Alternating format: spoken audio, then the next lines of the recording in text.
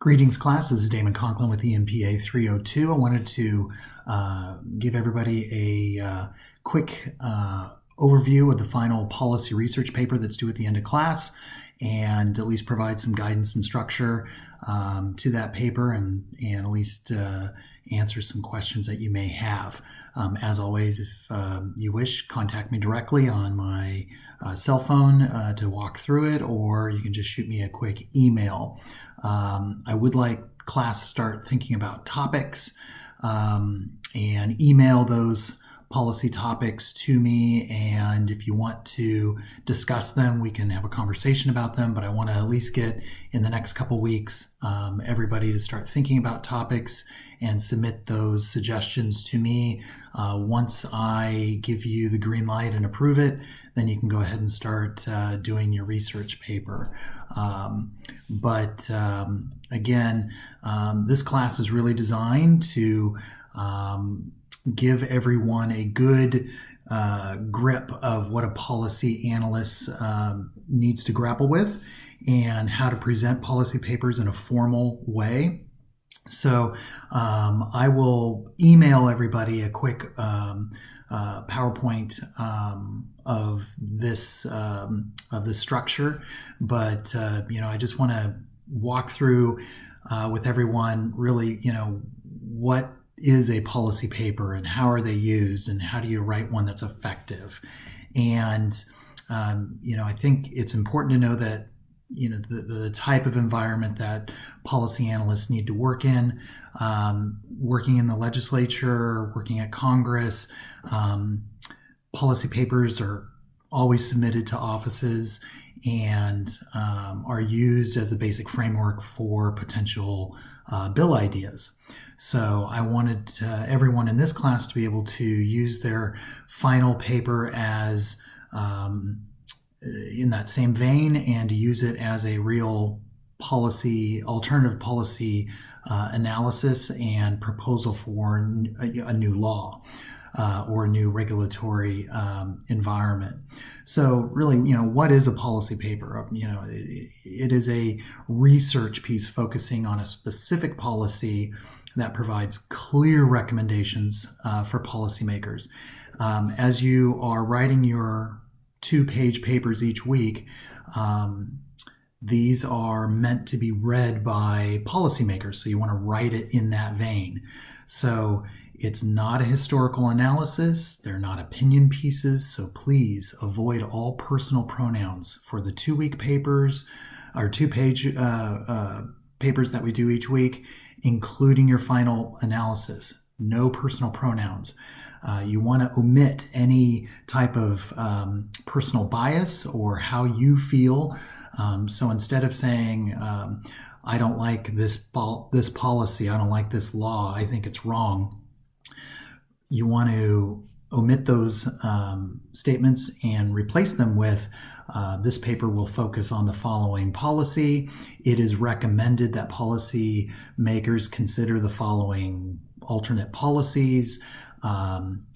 Stakeholders include these people or these groups or these industries, and they support this policy for the following reasons. And on the other side, these stakeholders oppose that policy for the following reasons, and state those facts out. And so the 2-week papers, or the 2-page papers each week, should give everyone good practice, so that when you do your final paper, you're really just kind of protracting that out, that analysis out. So really, again, omit any personal opinions. Don't dive into major historical analysis. That's not what this paper is intended to do.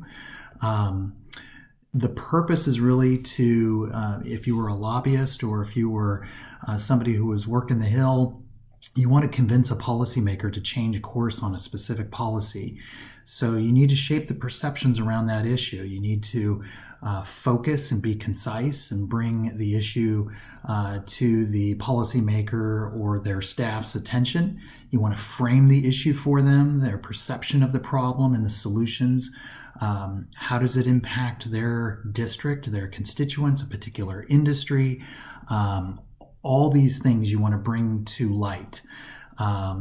and you want to provide them with all the information that they can then distill it down to a one-page memo. Busy staffers, they will copy, cut, and paste and lift your words directly from your documents. And so you want to make their job much easier. So this is how we write our analyses. These are vastly different than academic papers that you've probably written for your other classes, because I'm trying to get everyone in this class to fully understand what it is to write a policy analysis. So it's a little different than probably some of the papers you've done for previous classes, but this is how they're done in the real world. So I want to make sure everybody knows that, the people who you're writing for, they would be taking your work and be making a decision of either yes or a no for a particular alternate policy, but they need to have the facts. And so your analysis should include those facts. You got to understand, from a legislative point of view, individual members' offices, they'll have their chief of staff or the legislative director assign staffers to conduct research. They'll reach out to state agencies or federal agencies and departments and have staff dedicated in these particular areas, do huge studies on a particular issue, whether it be homelessness or affordable housing or energy or renewables. And so you want to be able to build on that work and not rewrite a lot of the information that they're already seeing. So you want to really build on that work and make it short, sweet, and to the point. Make it, I think also as a legislative staffer, they are typically, if you're meeting with them as a lobbyist, the person they met with beforehand was talking to them about water. They'll be talking to you about whatever your issue is, and 15 minutes later they're talking about higher education. And so throughout the whole day, they're running the gamut of different policy issues that are very complex. So you're dealing with short attention spans. And so you really need to be clear and concise and use short statements. And so for our particular final paper, you're not going to get any extra points for lengthy, sophisticated vocabulary. Keep it short and sweet. Only essential information. Don't get bogged down in too many details. Distill it into essential elements. Cover all of your bases. And as you're asking questions, make sure you go back and answer those questions. Make it as thorough sounding as possible so that the reader doesn't have to go to other sources and validate or double check. Every persuasive writing needs to, if you want to follow this sequence, look up Monroe's motivated sequence of persuasive writing. You can just Google that, and it's got a great 7 steps for persuasive writing. But in all writings for a policy analyst, you want to do some sort of call to action. Give specific policy recommendations. Show how it will impact the senator or the assembly member or congressman's constituents, their districts. How are they harmed? How is a community adversely impacted? How does it hurt the economy? Don't argue for an ideological course of action. You want to get into more substantive allocations of state or federal resources. So this isn't I know I'm right and President Trump is wrong. Stick to the facts and give us clear, concise recommendations on why you think the policy is a bad policy, not the elected official. I think that's been something that's been in most of the 2-page papers. There's been a lot of very passionate writings about someone who's elected at some level of government that you have a disagreement with. I get it. I understand that. But this class is focused on the policy, not the your personal feelings on a particular elected official.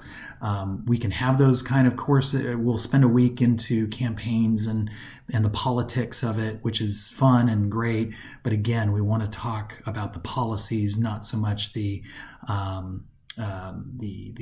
personal feelings you have of one elected official or a particular party.